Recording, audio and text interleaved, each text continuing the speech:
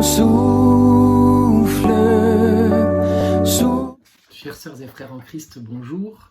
Bienvenue à cette nouvelle édition de l'Instant Biblique où nous, paroissiens de l'Église protestante unie de la Somme, partageons avec vous des passages de la Bible, des versets qui nous marquent, qui nous portent, qui sont avec nous, voilà, qui nous accompagnent. Je suis Derek, je suis très content de vous retrouver aujourd'hui. J'ai choisi un passage qui est tiré de la Genèse, chapitre 32, à partir du verset 25 jusqu'au verset au 30. Nous sommes, c'est Jacob en fait, c'est l'histoire de Jacob, et Jacob, le lendemain, va rencontrer son frère qu'il n'a pas vu depuis des années, et la dernière rencontre s'est très mal passée, et il a peur. Il sait qu'il va se passer quelque chose et il a peur pour sa vie en fait. Donc il protège ses deux femmes, ses deux servantes, ses 11 enfants qu'il leur fait passer le gué.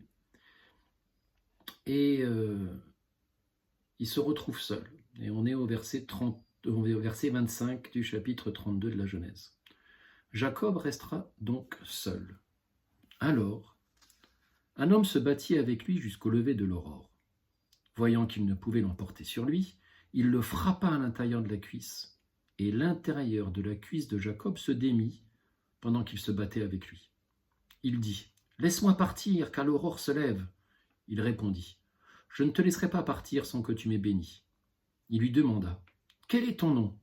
Il répondit : « Jacob. » Il reprit : « On ne te nommera plus Jacob, mais Israël, car tu as lutté avec Dieu et avec des hommes, et tu l'as emporté. » Jacob lui demanda : « Je t'en prie, dis-moi ton nom. » Il répondit : « Pourquoi demandes-tu mon nom ?» Et il le bénit là. C'est un moment très fort, c'est un moment qui peut prendre du temps. Je pense qu'il doit y avoir une quantité très importante d'explications. Mais aujourd'hui, moi, ce qui m'intéresse, c'est ce que ça porte dans la vie et ce que cette histoire peut me dire. Déjà, la première chose, c'est que Jacob va sortir de ce combat en boitant. Et des personnes qui boitent, j'en connais beaucoup. Moi-même, je boite parce que et dans tous les sens du terme, pas uniquement dans le sens physique, parce que j'étais présent à certains combats, et ces combats ont laissé des traces sur moi. Alors pour Jacob, c'est sa hanche, c'est l'intérieur de sa cuisse. Pour d'autres, ça va être le cœur, ça va être le cerveau, ça va être une partie du corps, ça va être leur état d'esprit qui va changer. Mais le fait de boiter, pour Jacob, ça va être quand même, mine de rien, le synonyme de la rencontre avec Dieu. Et on sait tout ce qui va se passer pour Jacob après cette rencontre avec Dieu, et comment justement la rencontre avec son frère le lendemain se passe d'une façon inattendue. Jacob a passé toute la nuit à se battre. Alors en début, on dit que c'est un homme. Est-ce qu'il n'est pas en train de se battre contre lui-même ? D'ailleurs, on en a une preuve quand il touche l'intérieur de la cuisse. C'est la sienne de cuisse qui se démet. Donc il est en train de se battre contre lui-même. Est-ce que ce ne serait pas moi qui me bats contre moi-même, et Dieu qui arrive alors que je suis épuisé, que je suis arrivé au bout du combat, et qui me dit, voilà, tu peux avancer. Certes, tu vas garder une trace de ce combat, mais ce combat, c'est le moment où on s'est rencontrés, c'est le moment où je me suis révélé à toi. Et c'est ce que cette histoire nous raconte. Alors ça me touche. Ces histoires de combat, de sortir.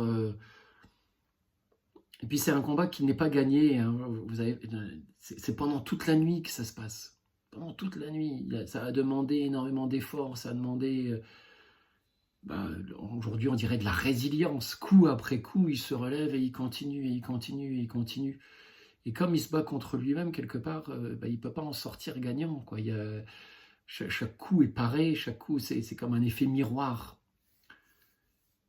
Et Dieu se révèle à lui, et Dieu lui dit, tu t'appelleras plus Jacob. Et Jacob, ça voulait dire le talonne, je crois, et qui a une connotation assez négative. En fait, oui, c'est le deuxième de la fratrie. Pour récupérer l'héritage, il a usurpé en fait, un rôle qu'il n'aurait pas dû avoir. Il s'est fait passer pour son frère. Puis derrière, il a réussi plein de choses. On peut dire que ça a été un bon businessman. On peut dire qu'il a bien géré sa vie amoureuse et sa vie professionnelle. Et là, tout s'écroule. Et il arrive, en anglais, on dirait le climax. Le moment où il craint pour sa vie. Et c'est à ce moment-là qu'il rencontre Dieu. Donc voilà, je voulais juste partager ça avec vous. Cette belle image. Je ne regarde plus les personnes qui boitent de la même façon. Voilà, nous prions. Seigneur Dieu, notre Père Tout-Puissant, notre Père Céleste, merci. Merci pour ces moments de partage que tu nous offres. Avec l'instant biblique, avec le partage avec nos sœurs et nos frères en Christ.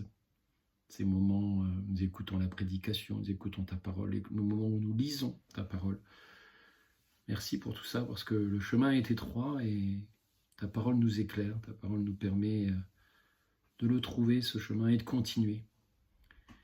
Et jusqu'au bout de la nuit, nous continuerons, s'il le faut, non pas comme Jacob qui se battait contre lui-même, mais nous, on veut se battre avec toi, non pas contre toi. On sait qu'au sortir de ce combat, justement, Dieu était avec Jacob.